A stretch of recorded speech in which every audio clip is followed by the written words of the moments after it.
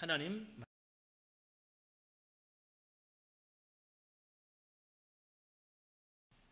46절까지 말씀입니다.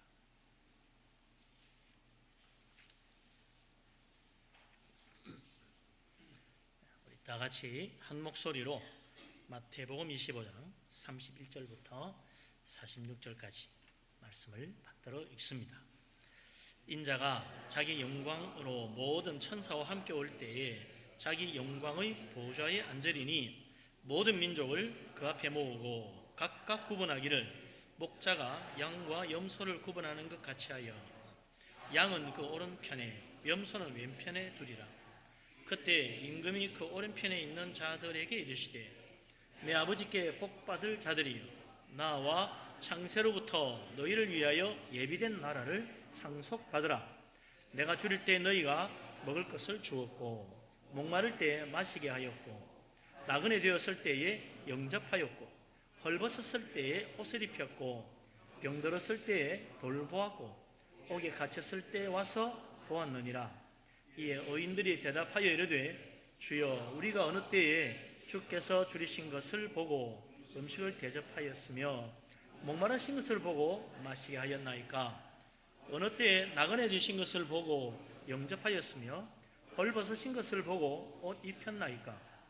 어느 때에 병드신 것이나 옥에 갇히신 것을 보고 가서 배웠나이까? 하리니 임금이 대답하여 이르시되 내가 진실로 너희에게 이르노니 너희가 여기 내 형제 중에 지극히 작은 자 하나에게 한 것이 곧 내게 한 것이니라 하시고 또 왼편에 있는 자들에게 이르시되 저주를 받은 자들아 나를 떠나 마귀와 그 사자들을 위하여 예비된 영원한 불에 들어가라. 내가 줄일 때 너희가 먹을 것을 주지 아니하였고 목마를 때 마시게 하지 아니하였고 나그네 되었을 때 영접하지 아니하였고 헐벗었을 때 옷 입히지 아니하였고 병들었을 때와 옥에 갇혔을 때에 돌보지 아니하였느니라 하시니 그들도 대답하여 이르되 주여 우리가 어느 때에 주께서 줄이신 것이나 목마르신 것이나 나그네 되신 것이나 헐벗으신 것이나 병드신 것이나 옥에 갇히신 것을 보고 공양하지 아니하더이까? 이에 임금이 대답하여 이르시되 내가 진실로 너희에게 이르노니 이 지극히 작은 자 하나에게 하지 아니한 것이 곧 내게 하지 아니한 것이니라 하시리니 그들은 영벌에 의인들은 영생에 들어가리라 하시니라. 아멘.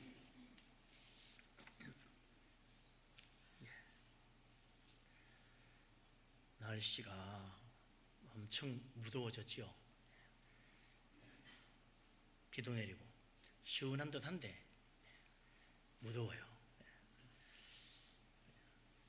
그러나 이 무더위도 언젠가는 끝이 날 겁니다. 또 한두 달만 지나면 선선한 바람 불면서 단풍 들기 시작하겠죠. 바뀝니다. 여름이 가고 가을이 오고 또 가을이 가고 겨울이 오고 그래서 또 한 해가 가고 새해가 오죠. 그러고 보면 이 세상은 결코 영원하지 않다 이거죠. 언젠가는 다 끝이 옵니다. 이 거대한 세상도 이 어마어마한 우주도 언젠가는 끝날 때가 온다 이거죠. 그때가 언제인지 아무도 모르지만 어쩌면 그리 멀지 않은 미래에 세상 끝이 올지도 모릅니다. 100년 뒤가 될 수도 있고 1000년 뒤가 될 수도 있겠지만 바로 내일 아니 어쩌면 오늘 세상 끝이 올지도 모르는 일이지요. 우리는 내일 일을 모르잖아요. 한 치 앞도 모르는 게 우리 인생입니다. 왜 우리는 내일 일을 모를까? 미리 알면 좋은데 하나님이 그렇게 만들어 놨다고 그랬어요. 전도서 7장 14절에 보면 그 지혜의 왕 솔로몬이 인생의 모든 이치를 다 연구하고 파악한 다음에 말하기를 사람이 그의 장래일을 능히 헤아려 알지 못하게 하셨다. 우리 하나님이 이 세상 그 누구도 장래일을 다 짐작하고 다 알고 그렇게 살도록 만들어 놓지 않았다는 거예요. 그래서 우리는 우리 인생 앞날에 무슨 일이 언제 어떻게 일어날지 모릅니다. 우리가 언제 죽을지도 몰라요. 다들 그냥 별일 없겠지 하고 사는 거지요. 근데 우리가 내 인생의 앞날만 모르고 사는 게 아닙니다. 이 세상이 정말 앞으로 어떻게 될지 몰라요. 주식이 오를지 내릴지 모릅니다. 미리 알면야 다 부자 되겠죠. 집값이 내년에 오를지 내릴지 그것도 사실은 정확하게 아무도 몰라요. 심지어는 집값 내리라고 정책을 썼더니 도로 오르는 경우도 있어요. 참 알 수가 없지요. 세상 만사, 사람의 생각대로 안 되는 게 일인데 하물며 세상 끝이 언제 어떻게 올지 누가 압니까? 모르지요. 예수님의 제자들도 상당히 궁금했던 것 같아요. 사도행전 1장에 보면 예수님 부활 성천하실 때 예수님 붙들고 물었습니다. 주님, 이스라엘 나라를 회복할 때가 지금입니까? 예수님 말씀하셨어요. 때와 시기는 아버지께서 자기 권한에 두셨으니 너희 알 바가 아니요 그랬어요. 그거 뭐 괜히 알려고 하지 마라. 하나님 권한에 있다. 알려고 하는 것 자체가 불순종이요, 하나님의 권한에 침범입니다. 하나님의 그 거룩하심 앞에 우리는 그저 그냥 순종하며 기다려야지 뭐 자꾸 알려고 하느냐. 그래도 우리 예수님 좀 되면 알지 않겠습니까? 예수님께서 마태복음 24장 36절에 그랬어요. 세상 마지막 날에 대해서 말씀하시면서 그날과 그때는 아무도 모르나니 하늘의 천사도 모르고 아들도 모르고 오직 아버지만 아시느니라 그랬어요. 예수님 좀 되면 다 알 것 같은데 그거 하나만은 하나님 아버지만 아시고 예수님도 모른다는 거예요. 정작 세상 끝날에 오실 분은 예수님이지만 언제 예수님이 이 세상 끝날 내려가야 될지 정하는 것은 하나님 아버지의 권한이라 아무도 몰라요.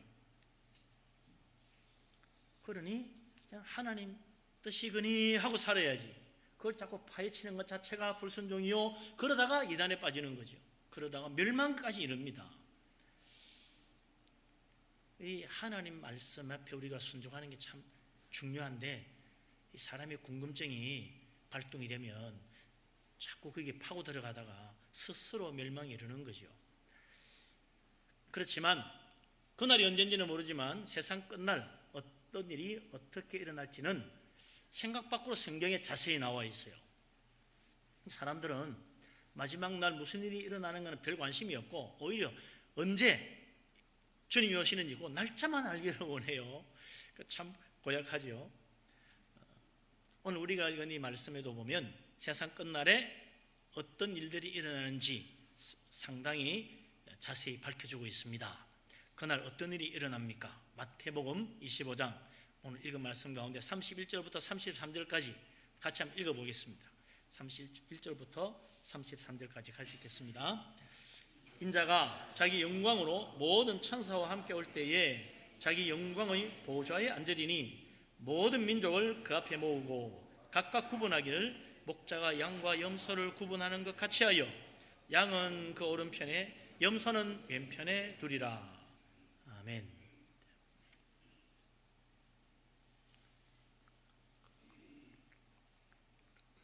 세상 끝날 일어나는 일 두 가지가 여기 나와 있습니다. 하나는 인자가 영광 가운데 다시 오신다는 것입니다. 세상 끝날 인자의 영광이 드러납니다. 2000년 전 예수님께서 사람이 되어 이 세상에 오셨을 때 세상 사람들은 아무도 주님의 영광을 보지 못했어요. 예수님이 얼마나 영광스러운지 몰랐어요. 다 인간의 육체에 가려가지고 못 보았어요. 간혹 주님께서 놀라운 능력으로 병자를 고치시거나 큰 능력을 나타내실 때 사람들은 간간히 이분이 누구냐, 굉장한 분이구나, 그 영광을 보고 그분 앞에 경배도 했는데 그건 다 일시적인 일이었어요. 잠깐 보인 거예요. 주님이 참으로 위대하신 영광의 하나님이라는 사실을 몰랐기 때문에 대제사장 바리새인들이 예수님 십자가 못 박아 죽인 거죠. 진짜 하나님의 그 영광의 모습을 나타냈다면 누가 감히 주님을 십자가에 못 박으라고 하겠습니까? 몰랐어요. 그 영광이 다 가려졌기 때문에 몰랐어요. 사도 바울도 예수님 믿기 전에는 예수님 비난하고 박해했잖아요. 예수님 삶 잡아 죽이러 쫓아다녔어요. 주님의 영광이 가려져서 못 알아본 거죠. 그런데 주님께서 영광 가운데 나타나니까 그전까지는 살기 등등하던 사도 바울 그냥 엎드려졌습니다. 땅에 바로 엎드려졌어요. 감히 얼굴도 들지 못했다. 그만큼 주님은 너무나 영광스러운 모습이시다. 그런데 지금까지도 주님의 영광은 가려져 있습니다. 세상 사람들 주님의 영광 못 봅니다. 심지어 사람들은 예수님 욕합니다. 비난합니다. 예수 믿으라 그러면 심지어 뭐라 그래요? 예수가 밥 먹여주냐 그래요. 예수가 밥 먹여주냐. 그 믿음하다 소용없다는 이야기 아닙니까? 주님의 영광을 모르니까, 안 보이니까 말 함부로 하는 거예요. 그러나 세상 끝날에는 주님께서 자기 영광으로 오시는데 모든 천사와 함께 강림할 것이라고 했어요. 그날 주님의 영광이 드러나는 거예요. 모든 사람에게 다 보이집니다. 온전히 보입니다. 천사 하나만 나타나도 얼마나 영광스러웠습니까? 여러분 환상 가운데 꿈에 천사 봤다. 와, 얼마나 놀라운지. 천사 하나만 봐도요 어마어마한 영광인데, 이 세상 모든 천사가 다 총동원하여 주님을 호위하며 옵니다. 얼마나 영광스럽겠어요. 그런데 그 모든 천사의 영광을 다 합친 것보다 더 위대한 주님의 영광이 나타날 테니까 우리는 정말 그날 그 어마어마한 영광 가운데 다 깜짝 놀랄 거예요. 그 마지막 날 우리들도, 세상 모든 사람, 믿는 사람도 안 믿는 사람도 두 눈으로 똑똑히 보게 될 거예요. 얼마나 위대하신 영광의 하나님이신지. 예수 그리스도 그분 다 그 앞에 엎드리십니다. 그래서 빌립보서에 보면 뭐라고 그럽니까? 모든 무릎이 그 앞에 꿇는다 그랬어요.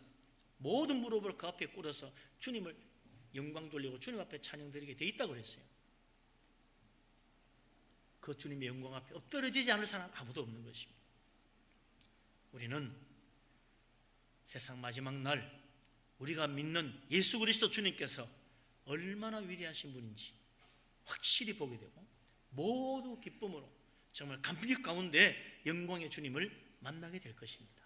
할렐루야, 아멘.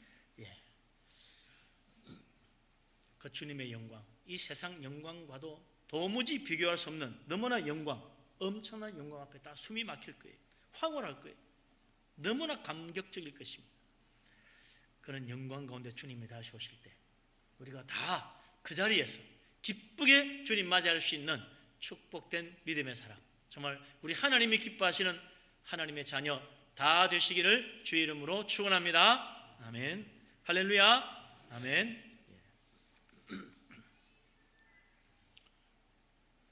또 하나, 주님이 마지막 날 임하실 때, 그 영광 가운데 임하실 때 주님이 무슨 일을 하시는가, 그 하나 또 있지요. 이게 사실 굉장히 중요합니다. 오늘 우리가 읽은 본문에 나오는 이야기 전체가 바로 그것을 우리에게 말해주고 있죠. 세상 마지막 날 주님께서 자기 영광 가운데 강림하셔가지고 자기 영광의 보좌에 앉으셔서 모든 민족을 그 앞에 모으고 목자가 양과 염소를 구분하듯이 세상 사람을 심판하신다는 것입니다.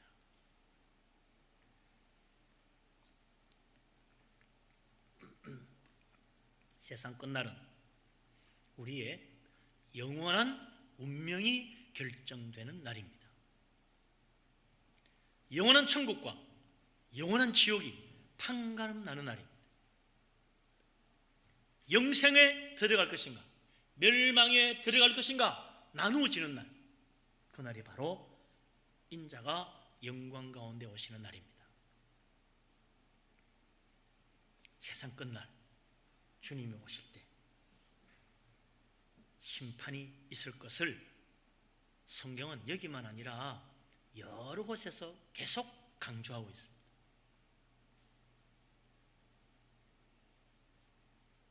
오늘 우리가 읽은 마태복음 25장 바로 앞에 24장에도 나와요. 거기도 보면 24장 40절 41절에 주님이 이런 말씀을 하십니다. 그때에 두 사람이 밭에 있음에 한 사람은 데려가고 한 사람은 버려둠을 당할 것이요, 두 여자가 맷돌질을 하고 있음에 한 사람은 데려가고 한 사람은 버려둠을 당할 것이니라.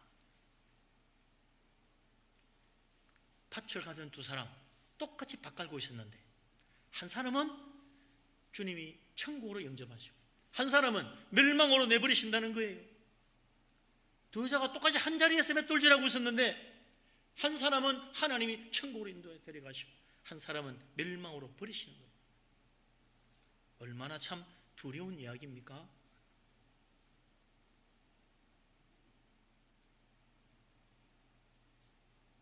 똑같이 밭 갈고 있었고 똑같이 맷돌질하고 있었습니다.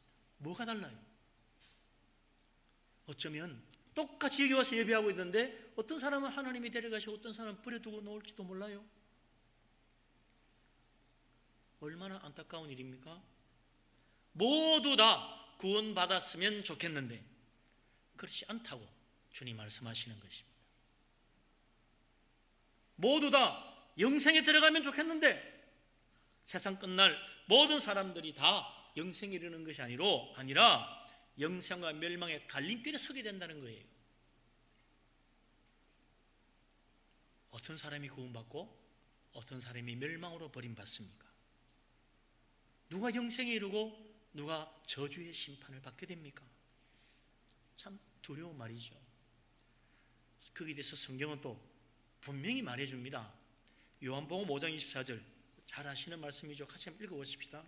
요한복음 5장 24절 이거 꼭 우리 마음에 새겨둬야 될 말씀이죠. 외워두셔야 돼요. 요한복음 5장 24절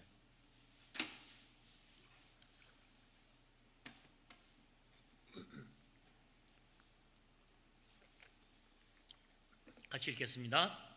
내가 진실로 진실로 너희에게 이르노니 내 말을 듣고 또 나 보내신 이를 믿는 자는 영생을 얻었고 심판에 이르지 아니하나니 사망에서 생명으로 옮겼느니라. 할렐루야. 아멘. 예, 우리 주님이 진실로 진실로 말씀하셨어요. 이건 진리 중에 진리다. 참으로 믿어도 좋다.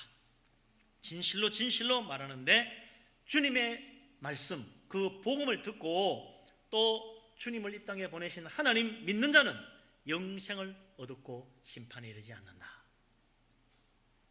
사망에서 생명으로 옮겨져서 저 영원한 천국에서 영생 복락 누리게 될 것이다. 우리 주님 약속하셨습니다. 복음을 받아들이고 예수 그리스도 믿는 자 주님께서 결코 멸망에 이르지 않도록 구원하신다고 약속하십니다. 할렐루야. 예수 그리스도 주님을 믿어야 돼요. 복음을 믿어야 돼요. 그게 살 길입니다. 그 사람에게는 하나님이 놀라운 은혜를 베푸십니다. 천국에 이르도록 결코 우리를 놓지 아니하고 붙들어 주십니다. 믿는데 그럼 믿기만 하면 되는가? 할 게 하나 있긴 있어요. 부활하신 주님 승천하시기 전 제자들에게 말씀하셨는데 마가복음 16장 15절 16절에 보면 주님 말씀하시기를 너희는 온 천하에 다니며 만민에게 복음을 전파하라. 믿고 세례를 받는 사람은 구원을 얻을 것이고 믿지 않는 사람은 정죄를 받으리라고 그러죠. 믿는데 구체적으로 그냥 믿고만 있을 게 아니고 세례를 받으라는 거예요. 세례 받으려면 어떻게 해야 돼요? 내 혼자 그냥 가서 물바가지 집었으면 세례가 안 됩니다. 교회 나와야 돼. 교회 등록을 하고 목사님 주례로 이 세례를 받아야 돼요. 교회에 넣으란 이야기지. 세례를 받으란 이야기는 주님의 몸된 교회에서 신앙생활을 해야 구원에 이를 수가 있지. 혼자서 내 혼자 성경 보고 나 믿었으니까 돼서 이거 안 된다는 거예요. 어떤 사람은 그래요. 교회 필요 없다. 내만 믿으면 돼. 천만에. 믿고 세례를 받는 사람이 구원 얻습니다. 믿는다는 것은 주님의 이름으로 세례 받는 것도 포함하는 거죠. 생각해 보세요. 예수님도 세례받았는데 누가 감히 나는 세례 안 받아도 구원받겠다고 큰 소리 칠 수 있습니까? 예수님보다 더 위대하신 분인가? 뭐 그렇다면 할 말 없지만 예수님도 겸손하게 세례 받으셨는데 당연히 받아야지.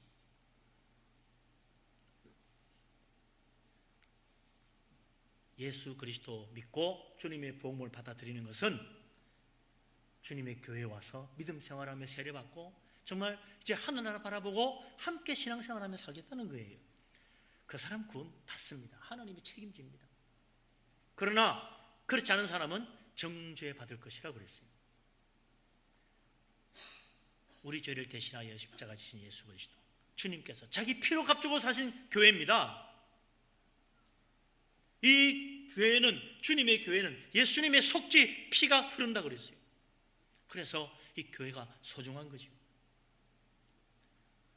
누구든지 예수 그리스도 나의 주님으로 받아들이는 사람은 복음을 믿고 주님의 몸된 교회를 사랑하고 믿음 생활하는 거예요.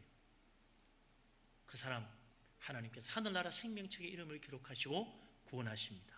할렐루야, 아멘. 그러면 이제 뭐 교회 세례만 받으면 다 되나? 나도 믿는다고 그렇게 하면 틀림치 가나? 그런데 오늘 말씀을 보면 그게 또 아니라 하나님께서 마지막 날 우리의 믿음이 참된 믿음인지 달아보신다는 겁니다. 판가름해요. 진실한 믿음으로 하나님 믿었는지, 겉으로만 믿는 척 했는지, 남 따라다녔는지, 정말 자기 믿음으로 신앙생활을 했는지 주님은 진실한 믿음과 거짓된 믿음을 판가름합니다. 뭐 그게 뭐 다 같은 거 아닙니까? 예수님 당시에도 그렇게 확신 가지고 열심히 신앙생활했던 바리새인들, 우리 예수님 지옥 갈 자라고 그랬지 천국 갈 거라 이야기 안 했어요.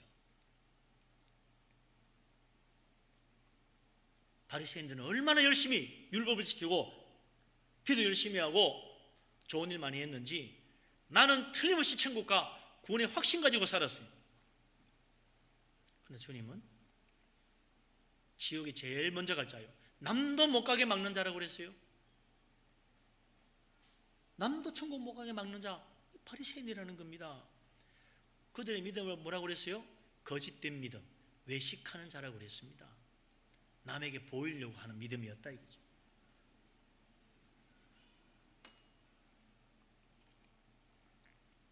하나님이 마지막 날 바리새인만 믿음을 참 믿음인지 거짓 믿음인지 심판하시고 교회 다니는 사람 무조건 다 받아주시나? 그게 아니라는 거요. 그날 주님은 우리도 참된 믿음인지 달아보신다는 겁니다. 천국에 들어가는 참 믿음, 어떤 믿음이냐? 창세전부터 예비된 영생의 하나님 나라를 받을 복받은 자들, 그들이 어떤 사람들입니까? 거기에 끼어야 될 거 아니에요. 35절 36절에 주님께서 천국에 들어갈 의인들에게 하시는 말씀을 들어보십시다. 같이 한번 읽어보죠. 35, 36 같이 읽습니다. 내가 줄일 때 너희가 먹을 것을 주었고 목마를 때 마시게 하였고 나그네 되었을 때 영접하였고 헐벗었을 때 옷을 입혔고 병들었을 때 돌보았고 옥에 갇혔을 때 와서 보았느니라. 할렐루야, 아멘. 그러자 그 말을 들은 정말 하나님 아버지께 복받은 자들, 영생의 하늘나라에 들어갈 자격이 있는 그 사람들이 주님께 오히려 반문을 합니다. 주님, 우리가 언제 주께서 줄이신 것을 보고 음식을 대접하고 목마르신 것을 보고 마시게 하고 어느 때 나그네 되신 것을 보고 영접하고 헐벗으신 거 보고 옷 입혀주고 어느 때 병드신 거 보고 옥에 갇힌 거 보고 가서 배웠습니까? 그런 적이 없는데요. 주님께서 그들에게 말씀하십니다. 40절 우리 예수님 말씀 또 읽어보죠. 임금이 대답하여 이르시되 내가 진실로 너희에게 이르노니 너희가 여기 내 형제 중에 지극히 작은 자 하나에게 한 것이 곧 내게 한 것이니라 하시고 아멘. 지극히 작은 자 하나에게 한 것이 곧 주님께 한 것이라 말씀하십니다. 우리 예수님 말씀하신 이야기는 뭐예요? 사랑을 베풀고 살아라. 그것도 지극히 작은 자에게 사랑을 베푼다면 그건 진실한 믿음이다. 우리 예수님 그거 인정하겠다는 거예요. 지극히 작은 자에게 사랑을 베풀었다면 아주 굉장한 사람에게 잘해주는 거야. 누가 못하겠어요. 예? 그 안 했다간 오히려 불호령 떨어질지도 모르지. 예? 나보다 높은 사람에게는 잘 해야지. 잘못했다가는 잘려. 그러니 잘해야지. 그런데 지극히 낮은 자에게, 지극히 작은 자에게 가서 그저 목마르면 마시게 하고 헐벗으면 입혀주고 옥에 갇히면 가서 찾아보고 그러면 주님께서 그 사람 진짜 믿음이다 인정해 주겠다는 거예요. 그렇죠? 내가 생각해도 그게 맞을 것 같아. 그래야 진짜지. 그런데 거꾸로 하는 사람들이 있더라는 거예요. 41절부터 43절에 보면 왼편에 있는 자들, 주님 말씀합니다. 저주를 받은 자들아, 나를 떠나 마귀와 그 사자들을 위하여 예비된 영원한 불에 들어가라.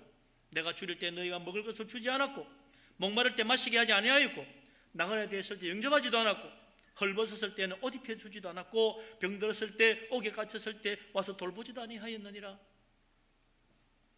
그러니까 그 왼편에 있는 자들도 주님께 항의를 합니다. 주여, 우리가 어느 때 주께서 줄이신 것, 목마르신 것, 나그네 되신 것, 헐벗은 것, 병드신 것, 옥에 갇힌 것 보고 공양하지 아니하되이까?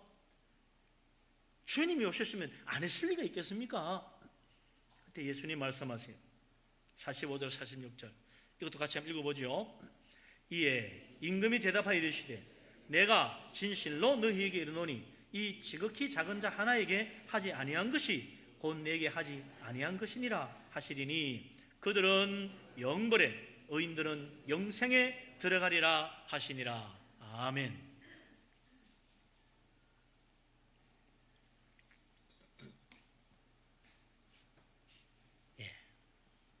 예수 믿고 교회 와서 예배드리고 가는 것만이 온전한 믿음이 아니란 이야기죠. 참된 믿음을 가진 하나님께 복받은 의인들은 지극히 작은 자 하나에게 사랑을 베풀고 산다는 것입니다. 선하게 대해준다는 거죠. 지극히 작은 자 한 사람, 그가 굶주리면 안타까워하는 거예요. 지극히 작은 자 하나, 에이, 저런 사람 나 신경도 안 써. 그게 아니고 그가 목마르면 마실 것도 주고 저런 인간이 왜 교회 와서 싶은 사람이 병이 들면 찾아보고 기도해주고 그런다는 거예요. 이런 사람이 천국의 영생의 나라에 이르는 하나님 기뻐하시는 복받은 자 아니겠습니까? 하나님은 그 사람 믿음을 참된 믿음이라 축복하시는 거죠.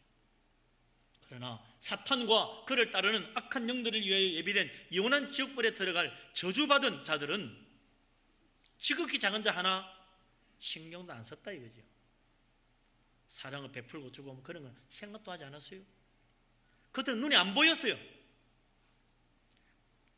그런 사람이 어디 있나? 보이지도 않았어. 왜? 관심이 항상 높은 데만 있으니까. 더 높은 곳으로 올라가서 더 크게 성공하고 더 많이 벌어 더 잘 먹고 잘 살려고만 생각했지 혹 주위에 좀 어려운 사람 없나 돌아볼 마음도 없었던 거죠. 그러니까 안 보이는 거지. 지극히 작으니 눈이 안 띌 수밖에. 찾아봐야 보입니다.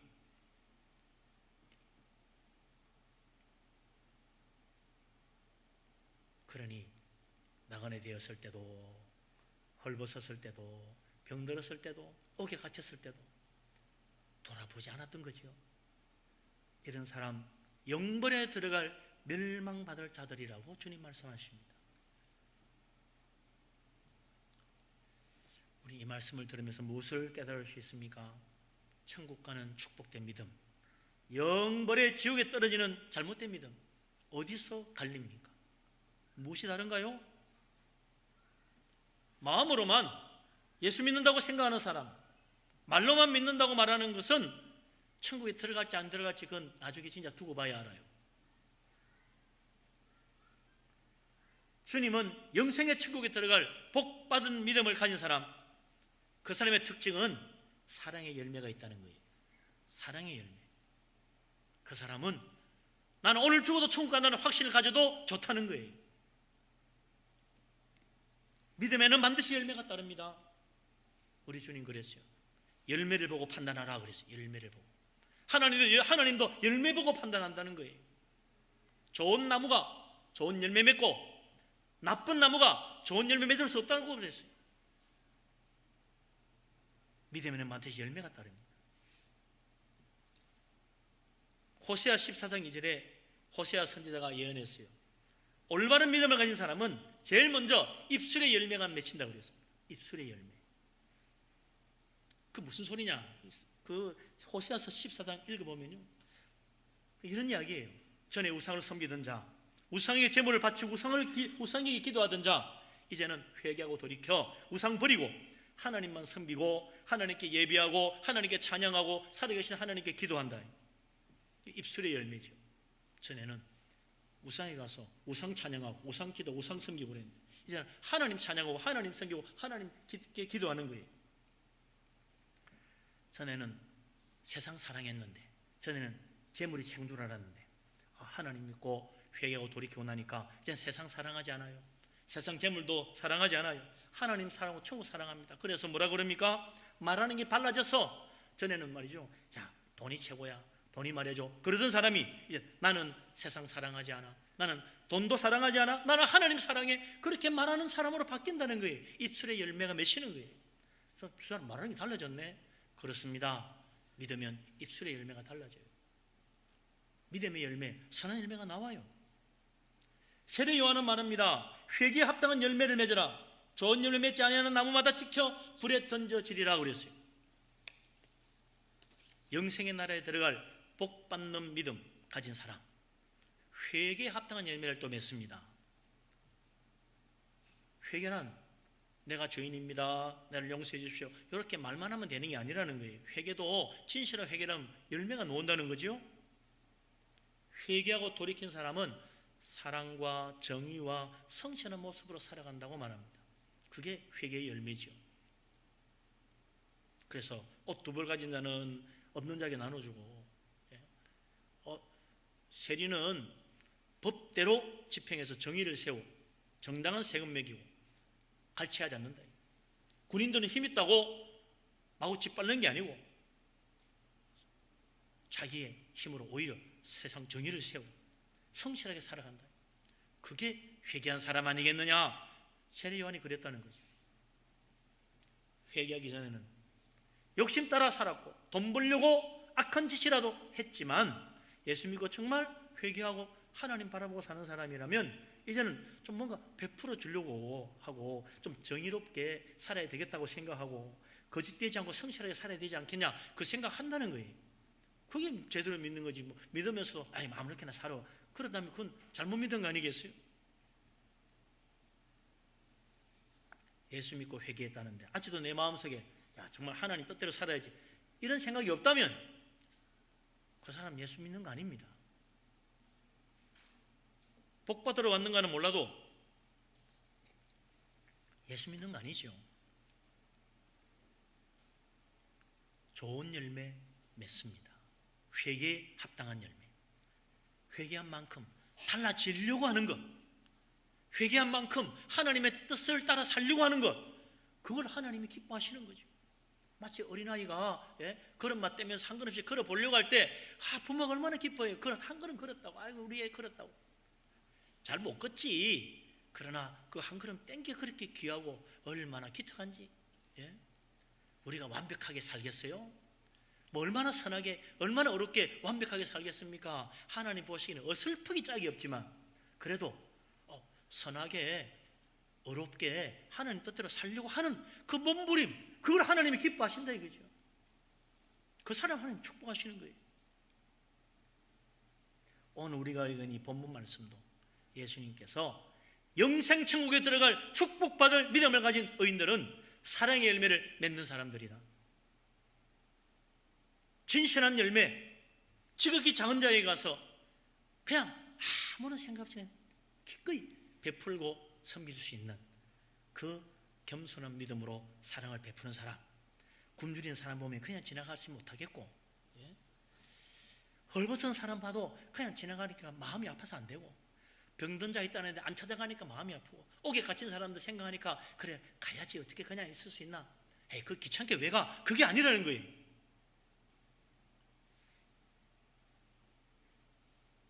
사랑하는 열매로 지극히 작은 자에게 다가가는 사람, 우리 하나님 그 사람을 기뻐하시고 그를 향하여 진실한 믿음이라 창세전부터 너희를 위하여 예비된 영생의 나라를 복 받을 자들이라고 주님이 칭찬하고 축복하시는 것입니다.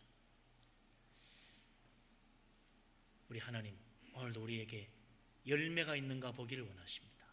좋은 열매, 사는 열매, 믿음의 열매, 입술의 열매, 회개의 열매, 사랑의 열매를 맺어서 우리 하나님 기쁘시게 하고, 정말 마지막 날 영생과 영벌의 갈림길에서 우리 하나님의 축복을 받는 복된 사람 다 되시기를 주님의 이름으로 축원합니다. 아멘. 기도합니다.